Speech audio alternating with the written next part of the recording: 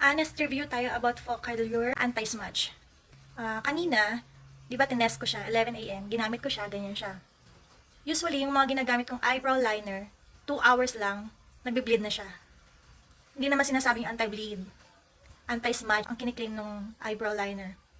So, umabot naman siya ng 5 hours until nag-treadmill ako.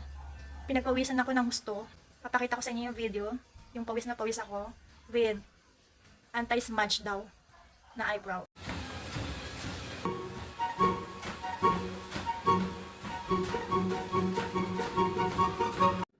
Nakatapos ko lang mag-jogging. Ayan yung suot ko kanina na nag-test ako no 11 a.m. Tingnan nyo. Ang napansin ko, kung hindi siya sasadyaing i-smudge, hindi siya ma-smudge. Pero kung sasadyain mo, may smudge. Ayan pa rin meron pa siyang hairline. Sobrang pawis ko na yan. Okay, so hindi lang siya nagbe-bleed pero hindi siya anti-smudge.